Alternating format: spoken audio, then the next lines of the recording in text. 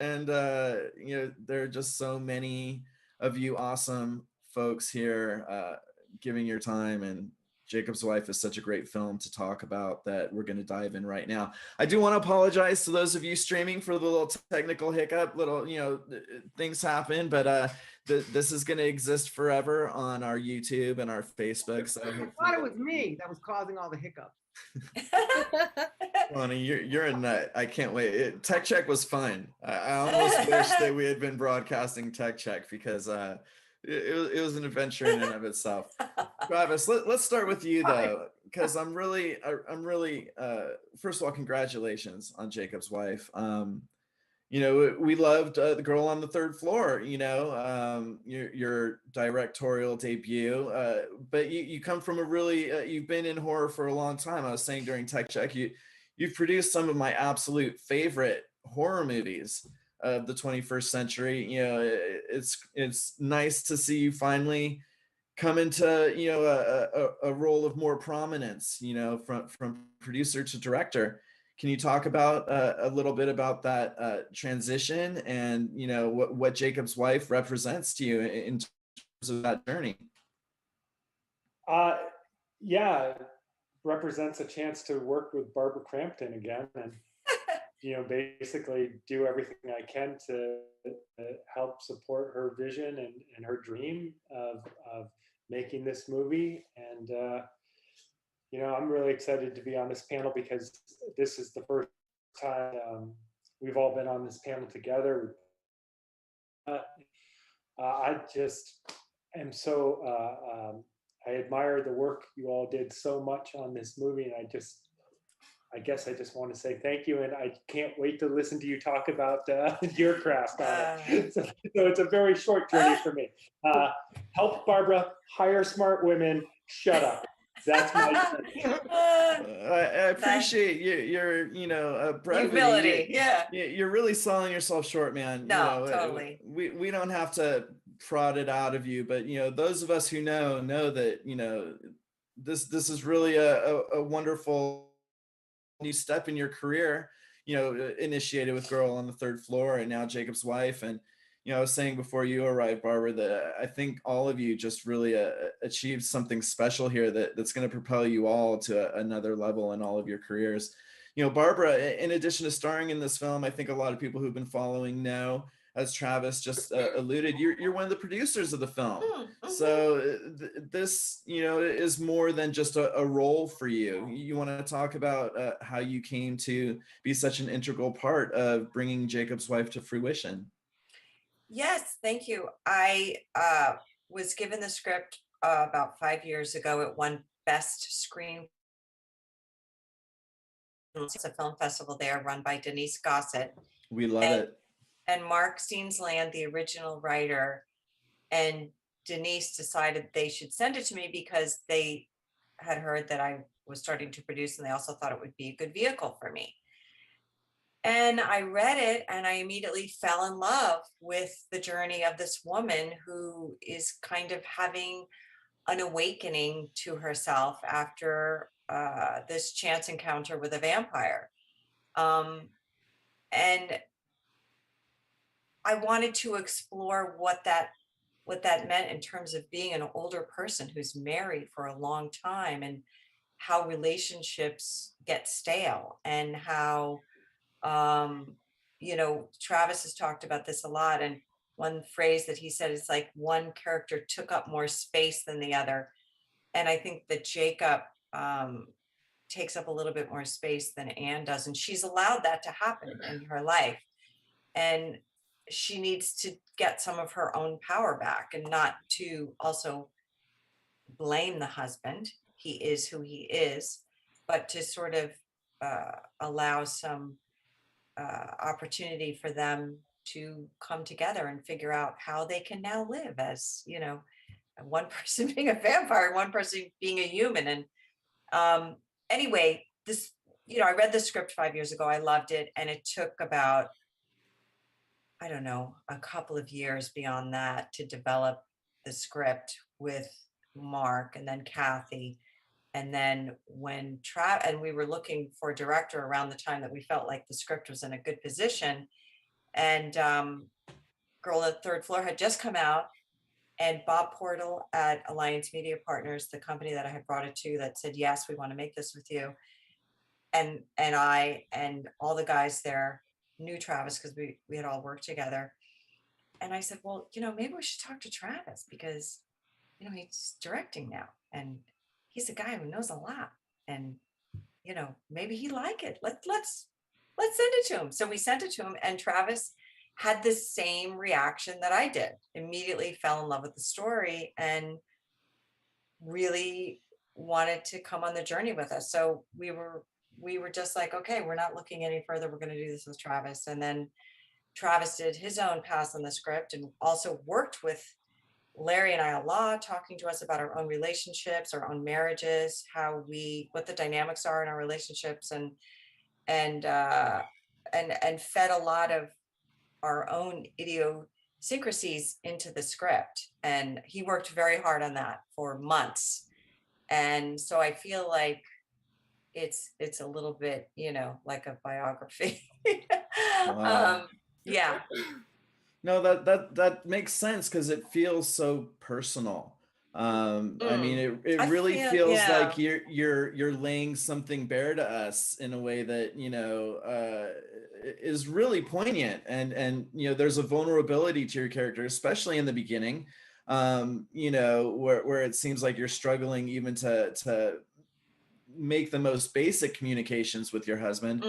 To the fact that you think about like, oh yeah, this film is called Jacob's Wife. It's as though she doesn't have her own name or her own personality. Right. Obviously it's you, the title is you, but it's not your name, it's your role. And it just says so much. It really does feel like, you were giving us something completely new in terms of the Barbara Crampton filmography. But at the same time, you gave us another amazing horror movie. God bless you. It was, it's a really fantastic film. Obviously, it was something special when you read it. But congratulations. Can't wait to further unpack this. But pardon me. Let me pivot over to Bonnie. Just because, I think, like I said during Tech Check, I'm trying not to fanboy out a little bit right now because I'm a huge fan of yours, sincerely. I was on the press junket for The Nun back in 2018. Time flies, and you weren't there, but Corin Hardy was there. Tassia Farmiga.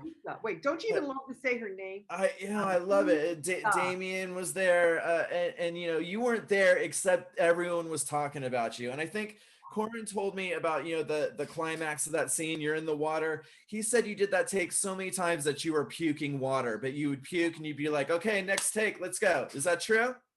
Well, apparently the only people that knew I was going to do it was Corin and I. And I had, at the time I was dating a man, and he was an expertise swimmer, and he told me how to do it. And I had never done it before. He said, you just go under there, hold your breath. When you want to do something, you're going to find a way. And I knew I wanted to do this. I didn't want them to have to cut it up. It had to be me rising out of there. Right. Not cutting it up. It wouldn't have been the same. So I was like, fuck, I'm going to do this. It's a big deal. So you hold your breath underwater. Well, the thing that was was holding all that material of, of the costume down with me. Even though you didn't have a costume wrangler underwater. No, I did not. And I had this platform that rose up, but they put the weights down on the edges of the costume, but still that didn't matter. It's still, so I'm down there and I'm holding my breath and I'm holding it down. And he taught me this trick. He said, do whatever you do when you're going up, you want it to look like this. Don't move.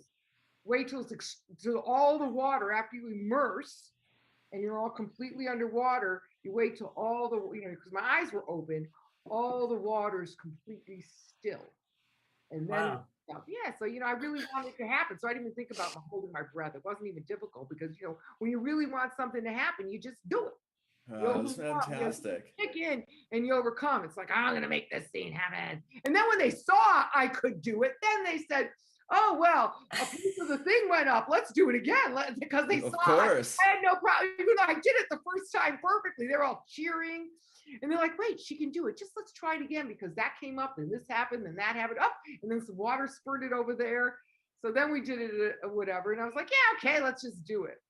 Oh man, fantastic! I said this during Tech Check, but you're iconic as Valak the Nun. I mean, the 21st century is still relatively new, but you're definitely an icon of 21st century horror. But I think with this film, you've got another potentially iconic villain. I think when people start to realize, okay, wait, the same actor is the master, is Valak, is the bum from Mulholland Drive. I think you're going to be like the female Doug Jones, where you just become like the woman of a million faces and a million villains, because you have got it. And it's like, it's so crazy how I didn't even know that the bum was a woman, was you, for the longest time, and like that's still like that's like a moment that's often cited as a moment of pure existential dread. And I remember I saw Mulholland Drive in the theater, and everyone it was like they got the wind knocked out of them, and now The Master, I think, is another just wonderfully iconic androgynous, creepy, it does have the hints of Nosferatu. We noticed your shirt, and I told you that we'd be getting back to that. Thank you, my Barbara. Thank you, well, let me just say though that in the original script, the master was a man, and it was Travis's idea, and he's being awfully quiet to turn it into a woman. And that was on purpose. And Travis, tell us why you wanted it to be a woman. That was, in my estimation, a really great idea. Tell us, Travis. Please. Well, in this particular story, we wanted the vampire to not represent another male suitor for Anne. We wanted the vampire to be more representative of like a new friend who's encouraging you to make some changes in your relationship. And so that led to wanting to make the character a woman, and that once she was a woman, and once we were taking out the sort of either or aspect of be with your husband or be with me, that allowed us to sort of look at referencing some classic vampire designs, which we did. And I can't imagine anyone who can perform as vibrantly with that type of makeup other than Bonnie. And you look at like Klaus Kinski and Werner Herzog's Nosferatu, and there's such personality in that performance, and that's what Bonnie brought to it. And so I just feel very, very fortunate. And you talk about Doug Jones, and he's gotten so many amazing roles, and he's a horror icon in his own right. And I feel like Bonnie's right there with him, and we just haven't seen enough of what Bonnie's capable of doing yet. I think that's exactly how I feel. I can't wait to see what you do next. It's so interesting, just to unpack for a brief second the fact that the master is a woman, because I thought there might be a reason for it too when I was watching it. And what I felt a couple times, I felt a couple things. I guess they're kind of different sides of the same thing. I thought the master originally could have been a woman just like your character, Barbara, or that your character could eventually evolve into something like the master, and had to consider, is this my future or is my husband my future? So there are so many different levels to having the master be a woman. But like ultimately, just like I said, like how I didn't even realize the bum in Mulholland Drive was a woman, you just nail it, in this whole other existential level that kind of like breaks gender, because it's both. Totally. She does. Yeah. And who should offer Anne the opportunity to really look inside and find the answers? Should that be a male figure in this film, or should it be a female? I mean, it was so, when Travis said, oh, we need to make it a female, and this is why, I went, oh yeah, I absolutely. And it's also, it is like, you know, you have a relationship with your husband or with your significant other, and then you have friends, like Travis is saying, you have these friends that you sometimes, there's things I tell my friends that I don't tell my husband. And you know, you get answers sometimes from your friends because maybe on some particular instances they understand something about you, maybe that a male counterpart couldn't. And I do feel like the words that Bonnie and the master was saying to Anne were words that she could have said to herself, but she never did, you know. And only a woman could tell me that, and would I hear it from a woman? And it's almost like we, you know, she gave me permission to be my best self. I felt like I had to ask for permission. I felt like I had to be accountable to the church or to my husband or to whoever, to my place, to my standing in life. And for the first time in my life, in Anne's life, she gets that opportunity to speak for herself. And she needed somebody to give her that little push, and Jacob wasn't going to give her that, you know. And through the story, what I love about the story is that it's not cut and dry. It takes the journey of the whole movie for Anne and Jacob to change and to see each other in a new light, and to be able to have their dynamic a little bit more equitable. And that takes time through the story, through what they go through, with all the funny bits and with all the charm and the colors, you know, because it's almost like when we were talking about it, our movie's a little bit like the Wizard of Oz. You know, we didn't do black and white. At one point, Travis was like, oh, maybe we should do black and white in the beginning of the movie. But it's a little bit more staid and plain. And then when she turns into the vampire, the world opens up. So there's more color. It's more fun. It's more dangerous. It's more messy. Yeah. And so the tone of the movie changes along with Anne's change. Absolutely. There's definitely a journey. I love how you said it's not cut and dry. You're absolutely right. And it's also open-ended. I love that about the film. I love it. The story didn't end, the film did, you know, very literally in a moment that's still unfolding. The ending, when it ends, the story is still very much alive. And I love that aspect of the film. Well, let me just say, can I just say one more thing about that? Absolutely. Because the questions of how you are in a relationship and the answers that we're always searching for, and we're always looking to, you know, put it in a box and make it be something so that we can understand it. These questions are as eternal as vampirism. Yes. We never quite get a handle on them before we're attacking something new again. You know, I mean, we go through these waves in our relationships of really feeling connected to our partner. If you've been with somebody for a long time, really feeling in love. And then other times you're like, you again, you know, and then, you know, it's like Anne has a line in the film, feelings come and go, but commitment stays the same.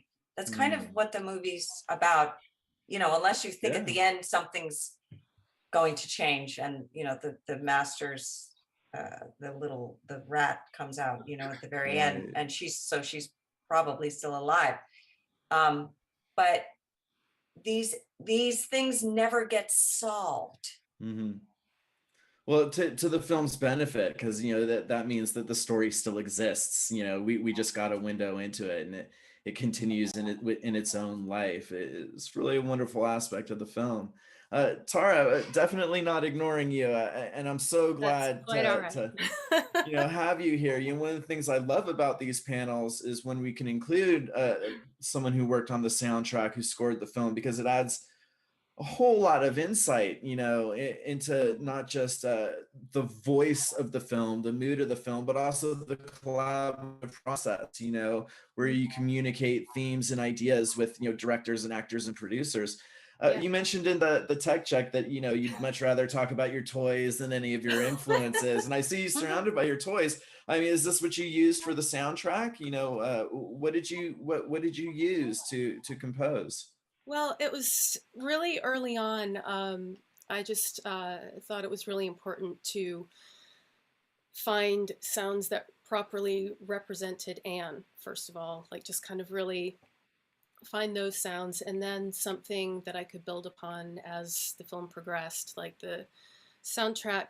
Sorry about my voice, I have a little bit of a cold. But as the story progresses, it does get a lot filthier and a lot thicker, denser, more textured. But in the beginning, you know, it's really quite delicate. And there's also a lot of vocal elements to it, because we really wanted to have a very feminine bloodline with it, a feminine voice with it. So quite literally, I sang quite a lot on this. And as the film progressed, I wound up processing my voice quite a bit. I don't know if you can see. Wow. So this is what happened. The little guy up top, that's a Korg MS-20 for the nerds out there.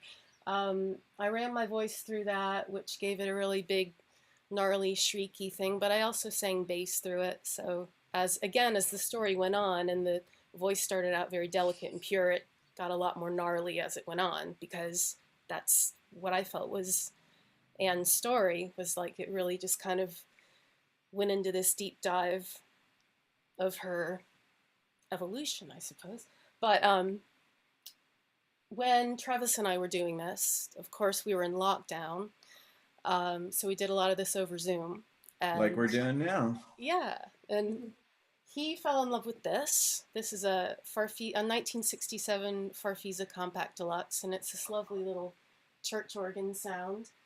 What does it sound like? Sorry? What does it sound like? What does it sound like?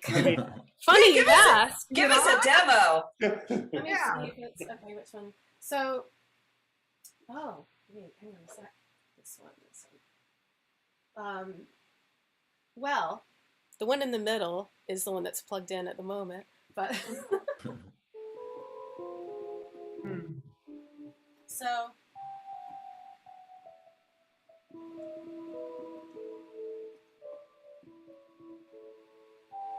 so that was kind of a reoccurring theme, but I'm going to, so to answer your question, I used a lot of kind of vintage instruments, a lot of vocal processing.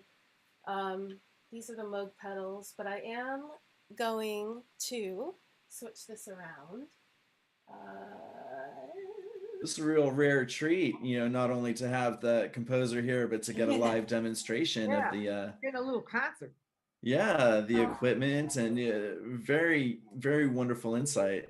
So this is beautiful. Oh wow. And it goes through this little flanger pedal. Wow.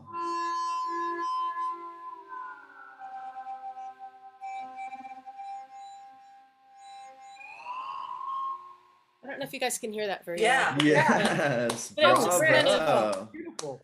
So I know that one of the questions we're going to get is the soundtrack being released? Where can we get it? Yeah.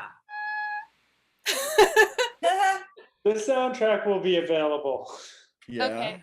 Well, that's good to know. We can take comfort in that. Obviously, the wheels are still turning there, but it's good to know. I can neither confirm nor confirm that.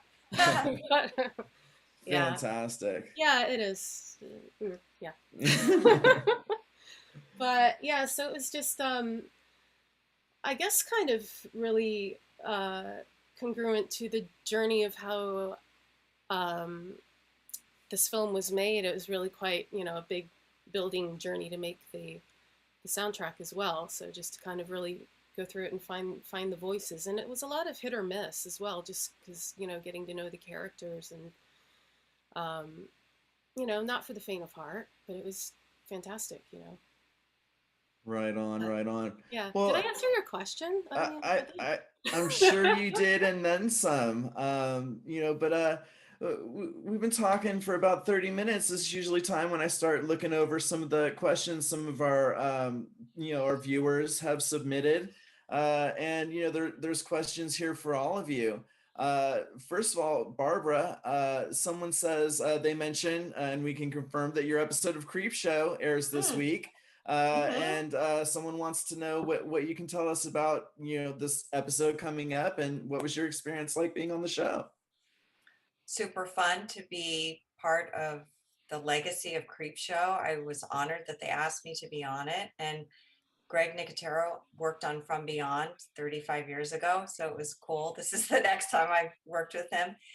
Joe Lynch directed the episode. And if everybody saw his other episode that already aired, The Right Snuff, that was very dark and serious and you know, really, really great and kind of a departure for Joe Lynch. I feel like our episode Pipe Screams is a little more classic Joe.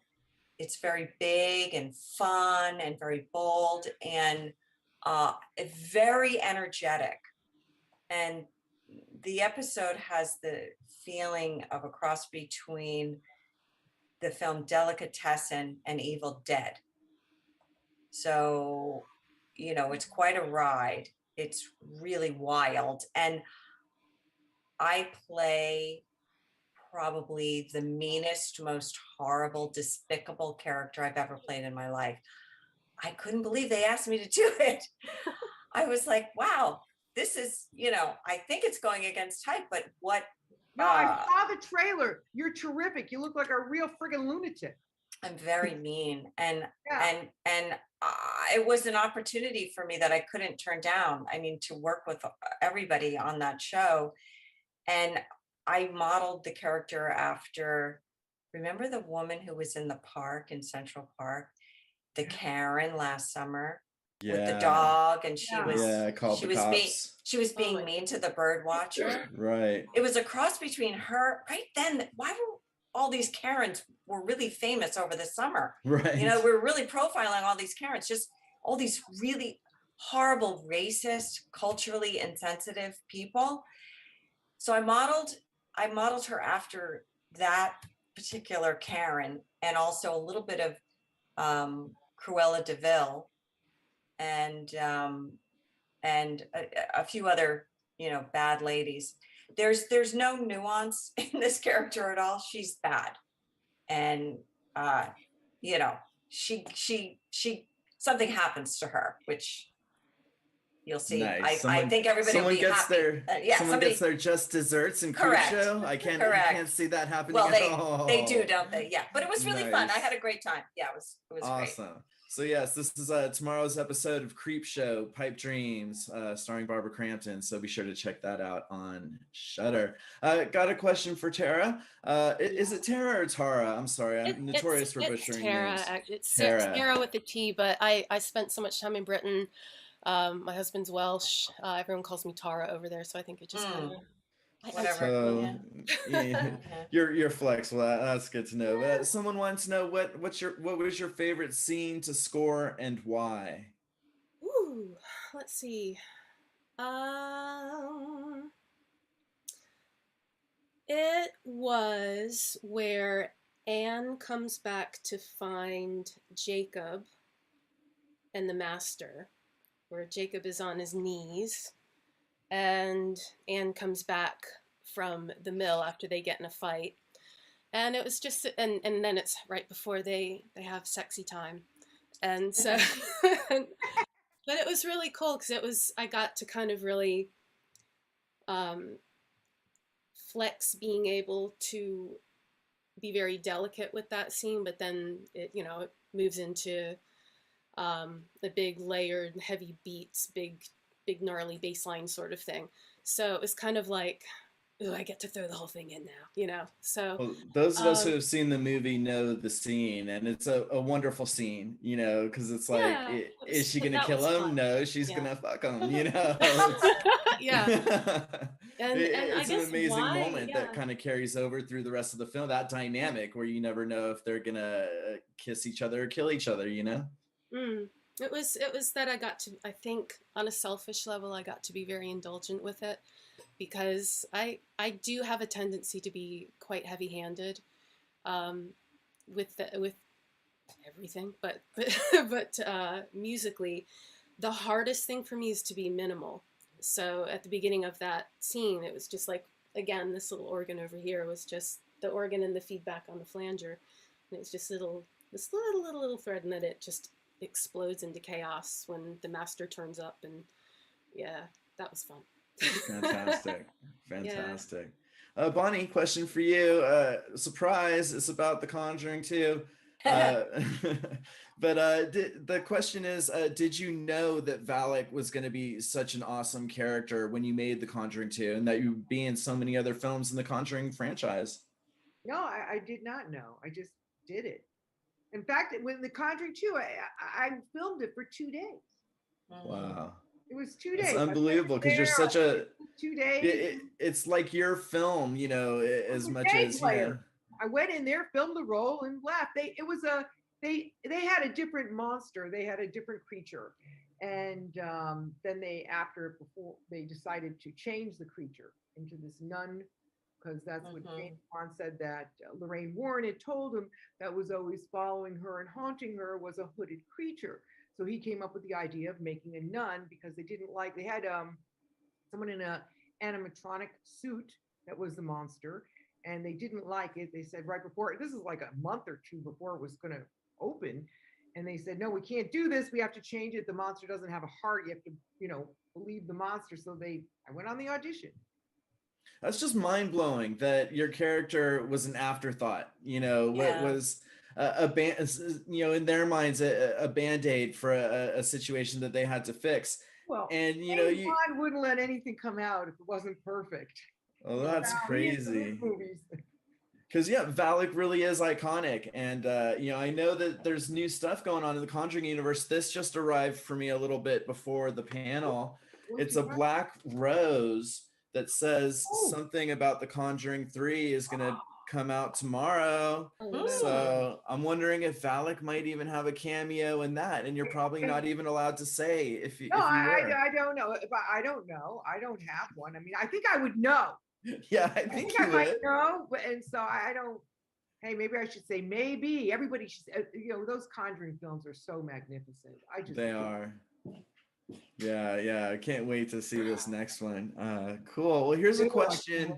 Wait, I just want to add to that. Oh, please. I hear if you buy a ticket to see Jacob's wife, there may be something super exclusive about the new Conjuring. That's right. If you buy the movie, there is a secret special thing that you get. Well, you heard it here first, folks. I suggest people buy 2 tickets just to be safe. Then you get a little thing from none too. Oh, wow. I know that I did read, Bonnie, your interview with Coming Soon that just got published. A great website, by the way, Coming Soon. I love what they do over there, where you talked about how much you'd love to do another Valak movie, do another nun movie. It's so fun.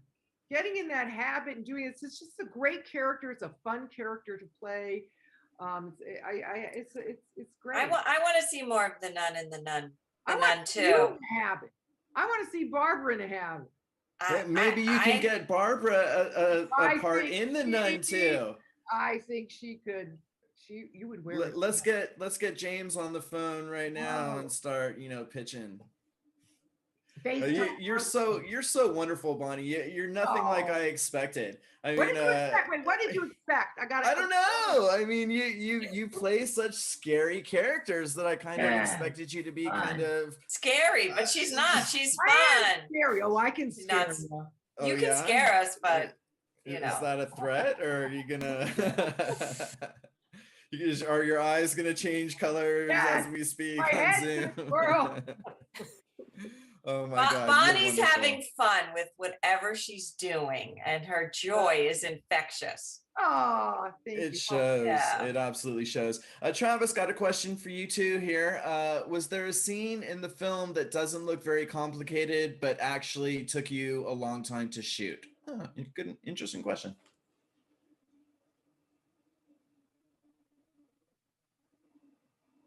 Well, one thing that we started doing while filming was started seeing how long we could take shots, basically Steadicam shots, to sort of be with the characters and really sort of build up the tension before we cut away. So little simple things like when Anne and her old boyfriend come down the stairs of the mill for the first time, and he turns his light off and it goes into dark, and she's by herself for a second and the light comes back on.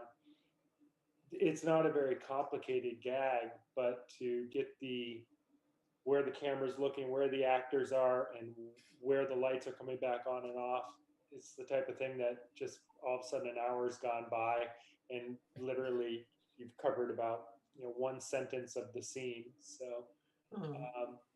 yeah, but I mean, I really, on these modestly budgeted shows, everything is hard. Even if it's easy, even if it's hard, it's all just hard. I'm always blown away when people mention the budget, because what it tells me sometimes is that I think that there might be an insecurity. But let me assure you, Jacob's Wife looks fantastic. It doesn't look like an indie film, it doesn't look like something that needs to be given, different consideration than, any film that we'd see before the Academy Awards. It looks fantastic. So, if you had to put in the extra blood, sweat, and tears, it was worth it, because you've made something that just really looks like high art. And I just can't see it not being a career boost for all of you.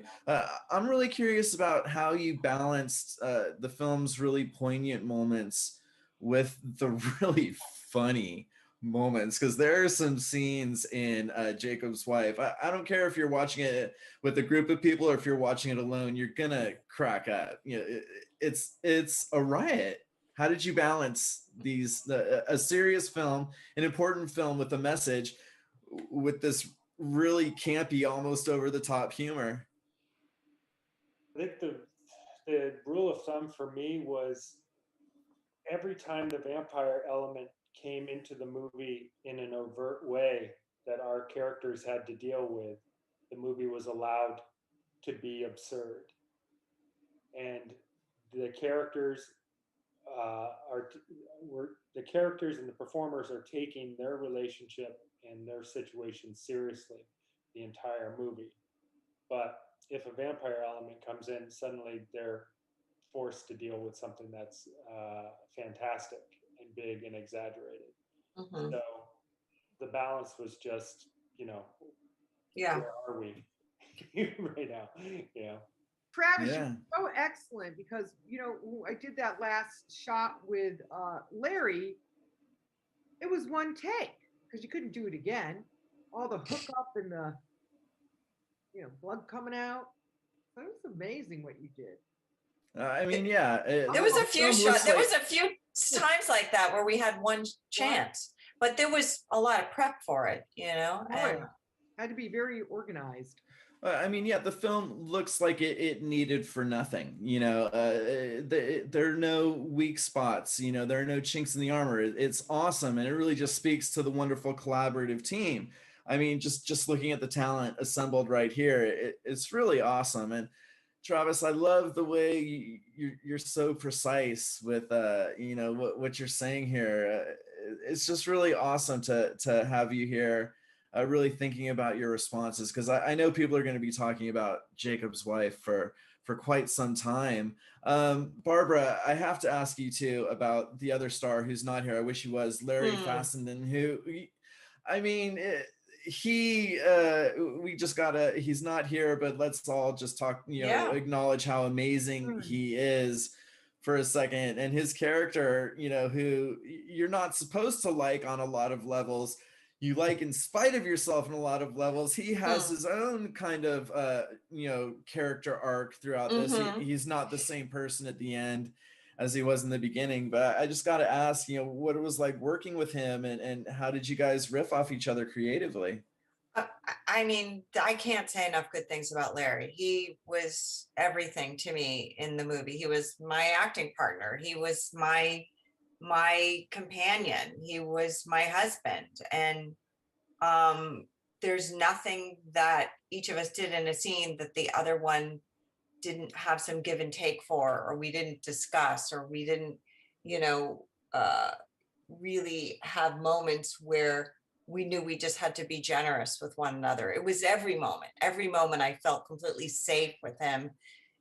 I've known Larry for almost 10 years. We've worked together a couple of times, and it was in our thoughts a couple of years ago when we were developing it that Larry should play this part. First of all, much like me, we've been in a bunch of movies, but frequently we play the second or third or fourth or fifth banana. And frequently Larry plays a guy that gets killed early on, whatever. But among all the other wonderful things that Larry has done in the entertainment and film business, he's also a really good actor. And I don't think he's gotten that chance, you know, to really show what he can do. And it just seemed right to cast Larry. We're both, I don't know, Larry and I are, you know, generationally, we understand one another. We're both longtime married people. He has a son. I have a couple of kids.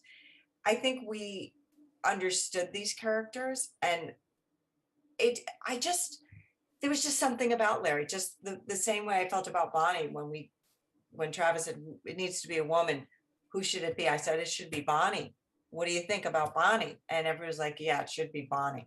No. We just knew, you know, and with Larry, we just knew. And when it came time to finally really say to Larry, okay, we have the money now. We know when we're going to do it. Would you like to do it? He said yes. We were talking to him about it for a couple of years. I can't imagine having done this film with anybody else but him. It really took somebody that Travis felt comfortable with, that I felt comfortable with, that we just felt like was going to be our partner in this. And I think we all wanted to give Larry the opportunity to shine because we knew that he could in this role. And again, I'll say, you know, along with Anne's learning curve in the movie, Larry's character of Jacob has a real learning curve too. And that was important to us, to not make the man wrong and bash the patriarchy. It wasn't that. It's as much about a feminist awakening as it is about a marriage and a long-term marriage and what that means. And so we spent hours with Travis on the phone and on Zoom, and Travis asked us to write little biographies of ourselves and asked us questions, and we shared that with him. And Larry and I talked on our own, and we had a lot of time to rehearse off the set. And we lived together the whole time we were making the movie, just Larry and I in a house. That's so fascinating. He had his wing, I had mine, and we had breakfast, lunch, and dinner every day together. Wow. And, you know, it was just, it was remarkable and magical. I'm sure that explains why it felt so authentic. And you're right, I can't imagine anyone else, just like I can't imagine anyone else playing Anne, because it really, you could forget that you're watching two indie horror icons, you know, starring in a film together, and really just see this as a relationship. And it's such a sad relationship where, you know, it was a marriage of convenience. You know, he was never Mr. Right. He was the right guy during a dark time for your character. But then what does that mean when you've invested all this time in it? It's sad, but then there's so much hope. But I think she loves him in the beginning too. I don't know. I would take issue with that. He's a marriage of convenience. I do think that she loved him, and she's always loved him, and she still loves him. She is tempted by her old high school flame, and they have that relationship where, you know, your character says, you know, I got with my husband right around the time you left, and you sort of got the feeling that it was because your character needed someone in the moment. Absolutely, that was true. But that doesn't mean that my character didn't deeply love him. There's different reasons why, happenings happen in your life. There's different times when people come into your life, and that doesn't mean that that's not the right partner for you.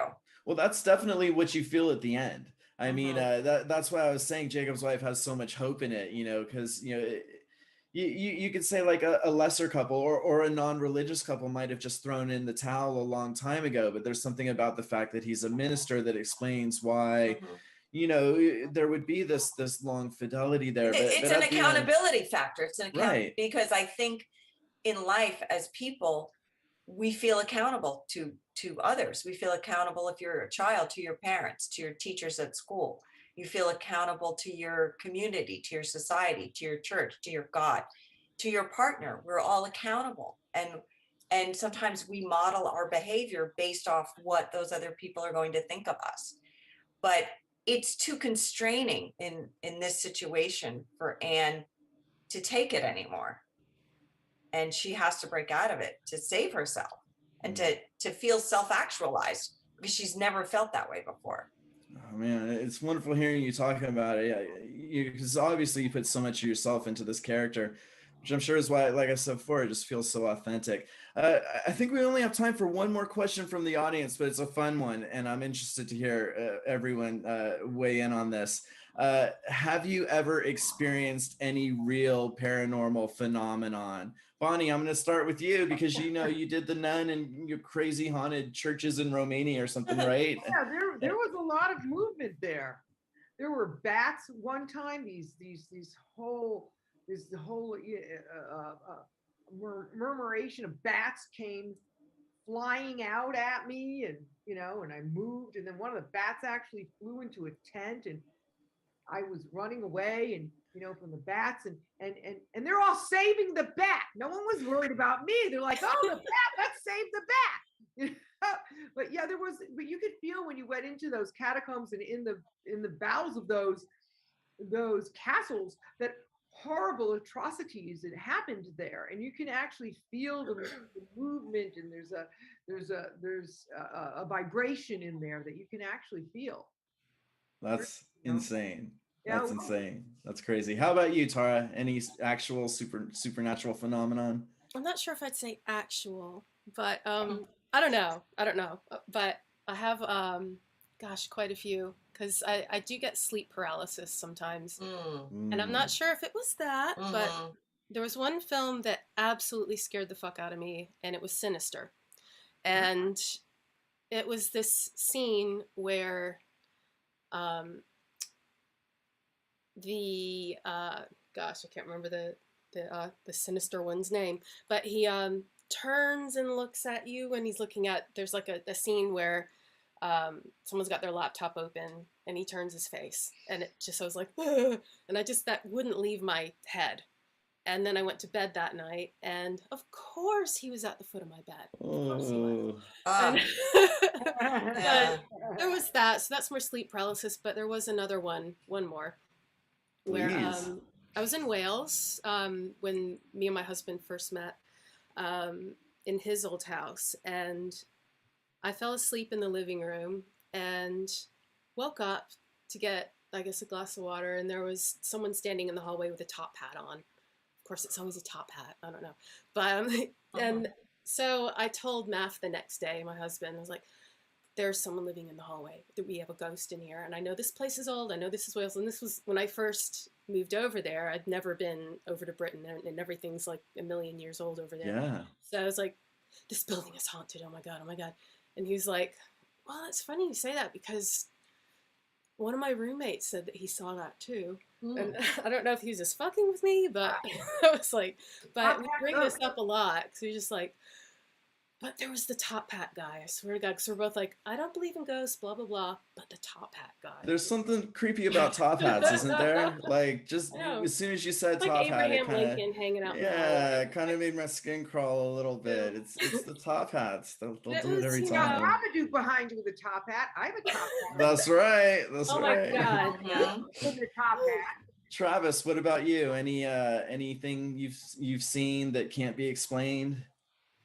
Yeah, I think I'm either very susceptible or very naive.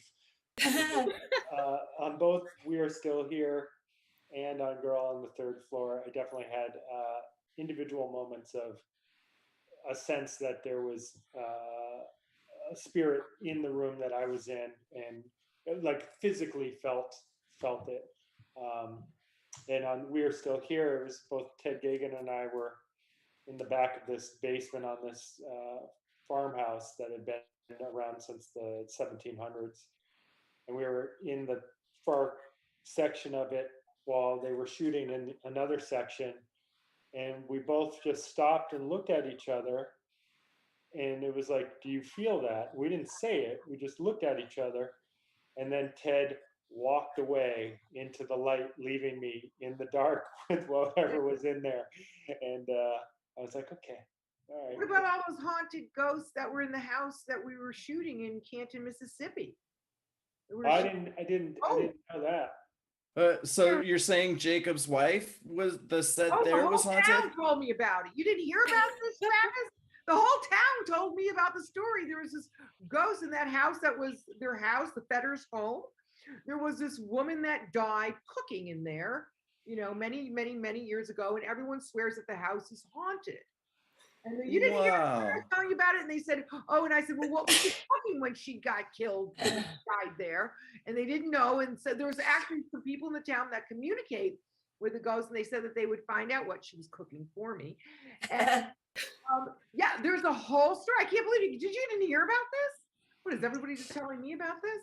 I didn't hear about it either. I mean, this is like DVD special feature material. I mean, we've got Dread the Unsolved. I'm gonna set one of my writers on the case to find the supernatural connection to Jacob's wife. Oh, you have to. Unless you're pulling our legs.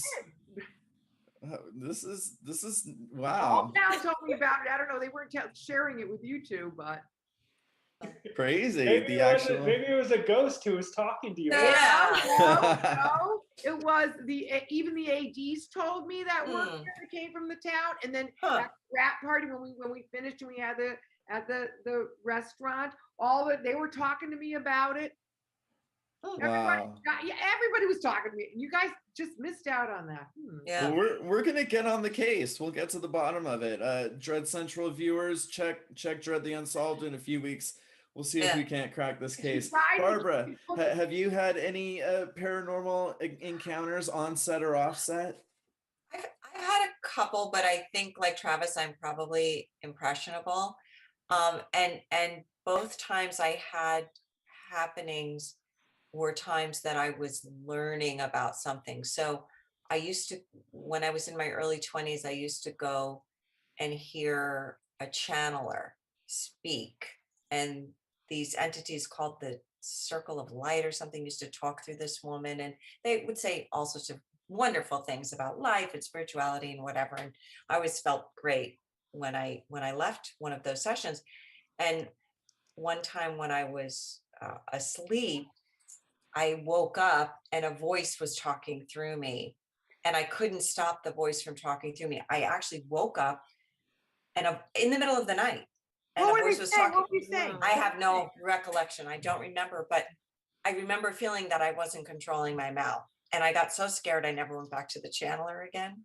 Wow. That's chilling. And then I had another experience because I was reading some books on astral projection, and I was finding that fascinating when I was in my early 30s, I think. And I probably read 2 or 3 books on it.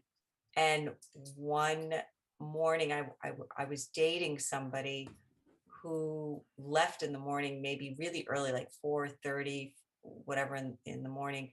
And he left the house, and I woke up, but I couldn't move. I had the sleep paralysis thing, and I heard a buzzing sound. And I was thinking to myself, oh, he's shaving. And my eyes were closed, and I was thinking, oh, David was his name. Oh, he must be shaving. And it kept going on and on and on and on. And I was like, oh, he's shaving a lot. And then I heard a voice in my ear say to me, you need a higher vibration. And that's the whole thing with astral projection. Your body has to vibrate at a point where it can actually leave your body. As soon as that voice said that to me, my whole body started tingling. And then I couldn't move, like even more. I couldn't open my eyes. I couldn't move. And I was trying to turn over. Was it a dream? Was it really happening? I don't know. But I was trying to turn over and I couldn't turn over. And at one point, I was really scared. I was forcing myself to turn over. And I felt like I fell on my bed. And then I was present in my body and my hands were tingling and my feet were tingling. I had this vibrational feel all throughout my body. I felt like I had left my body and fell back in. But again, I don't know. I got so scared. I never read those books again. Wow. So I don't know what it was. That's I've wild. had a lot of those experiences. You have? Yeah. I'll definitely be Yes, I thinking have. about it tonight when I'm trying to sleep. If I ever hear a humming sound, Yeah. I'll check what see if I'm astral projecting or something. You guys have all been fantastic. We've already gone a little bit over time, but I can't let you go without asking each and every one of you what you're working on now and to just give me some final thoughts about Jacob's Wife, because it's such a fantastic film. Tara, I want to start with you. What are you working on now? Well, I'm working on a new album, and I'm making a feature with I Speak Machine, who is myself and my husband. So we have that in the works, a film and an album. Fantastic. Well, you'll have to keep us in the loop. Send me a line at info@Dread Central when you got anything we can see, because you definitely made a fan out of me, and I can't wait to see what you're working on. Bonnie, how about you? What monsters, what nightmares are you going to be playing in the near future? Well, I just finished a short, and now we're going to go back and expand it into a full-length feature. It's called I Live Alone, and it's very exciting. It's very unexpected. I Live Alone. I'll definitely be keeping my ears to the ground to hear about that. Final thoughts on what makes Jacob's Wife a special film and why people should be excited to check it out. Well, it's a film for everyone, and it's very uplifting. It's a horror film, it's a comedy, and it has such deep meaning, and it's so thought-provoking, and I think it lifts every single person up that sees it. It is. It's a feel-good horror movie. It's a wonderful experience, and everyone should see it, because if you come in with expectations, it's going to knock them out, but you're going to be happy about it. It's a wonderful. Whether it's anyway, it's a feel-good film. It is, and horror fans are going to love it, but movie fans are going to love it too. I can't wait for people to check it out if they haven't already. Barbara, what are you working on these days? I've done a few parts in some recent movies that will be coming out sometime later this year or next year. I just finished a part in a movie called Snow Valley that was written and directed by Brandon Murphy, and he wrote the sequel to The Hitman's Bodyguard, The Hitman's Bodyguard's Wife, that's coming out soon. Right. And, we just reported on that on Dread Central earlier today. Okay. Yeah. Yeah, and it's sort of it has a shining feel to it. Fantastic. It's kind of, yeah. So I have a fun part in that. Cool. And obviously this is a film you have a real personal connection to. The way you talk about it, you can tell it has a special place in your heart. Why should people check out Jacob's Wife? Well, in addition to what I think Travis gave to the horror fans, which is a lot of big splattery fun, I also think there's a lot of humanity in this movie, a lot of heart. And for me, I feel like the movies that mean the most to me have some sort of emotional resonance and an emotional core. And I really feel like this has that with its characters and story. And it's a movie that I'm really proud of. It took us 5 years to get here, but I'm really proud of all the work all the actors did on it, all the crew and Tara and everybody. And so proud of Travis and what he's brought. I mean, he was the captain of our ship and he did an amazing job. And I was just so happy for him and happy for me that, he considered this for his sophomore picture and it turned out so well. And I'm just so pleased that, he was our guru. He was our guy. Well, let's let the captain have the final words. You've been so restrained. I understand how you can just sit back with this much tremendous talent on the panel. You've been quite gentlemanly to just take your time with your responsibility. Jakob's Wife was an incredible achievement. Much praises. You deserve many applause. What are you working on next? Well, I do just want to say thank you so much. I think you've been so incredibly kind in your questions and in what you've said about the film and everybody. Thank you. So Thank it's you. really nice it feels nice. It's like, oh man, that's great. I'm every day wake up and I go, what messed up shit can I do now? And start clacking away at the keyboard. So there's stuff that, hopefully will come out of my brain into reality at some point. Well, whatever it is, you got to let us know. I mean, I think a lot of people are going to be looking at whatever it is you do next, because I think Jakob's Wife really represents a whole new level in your career. And I can't wait to see what's coming out of your brain. And I can't wait to see what happens next time you put another wonderful team together. Any final words about Jakob's Wife and why people should go check it out, now streaming on VOD? Jakob's Wife is a lot of fun. It's an old school horror movie, but I think, like everybody said, there's a little bit more to it than just the fun. And I think it's good to remember to listen to your partner, ask your partner how they're doing, give your partner room, and change if that's what they need. And I encourage everybody to do that in their own lives. Well said. Well said. Well, thank you to all of my panelists. Thank you, Joy. I'm so grateful that you gave of your time this evening.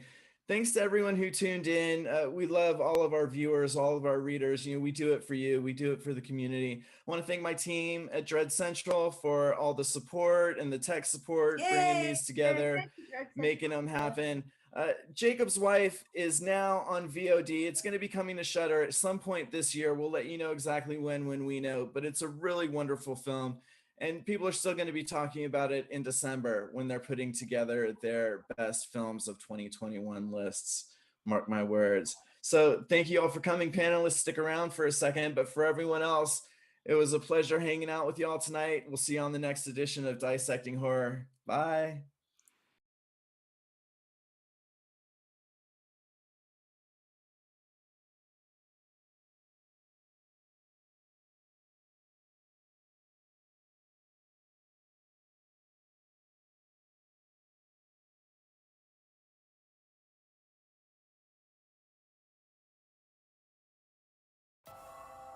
How do you know, husband, whether you will save your wife?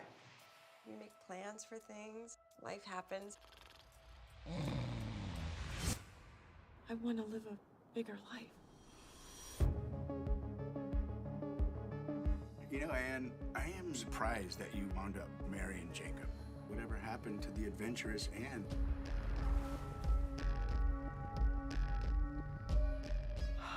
This is so tempting.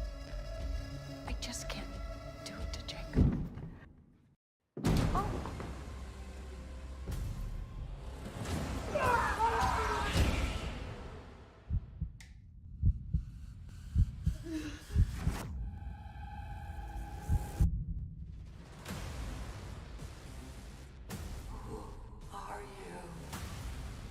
That's odd. You've got new teeth coming in. What? Anne. Oh, good, you're home. Get changed. I'd like to go out. 40 years I've known this woman. Every day the same. Now, I don't know who I'm coming home to. How much of that could I get? You want the blood? I feel more alive than I have in years. Hey, Mrs. Fetter, you all right? Mrs. Fetter?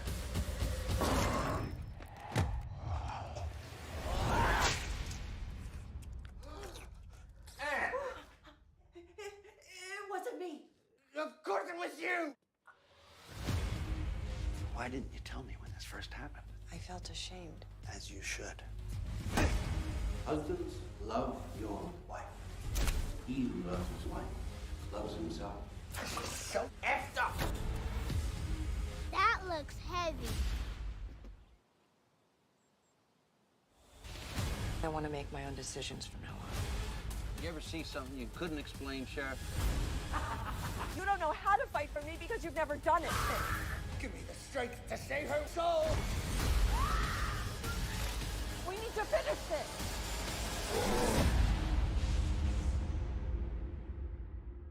How you gonna write this one up, Deputy? Domestic dispute. Non-violent.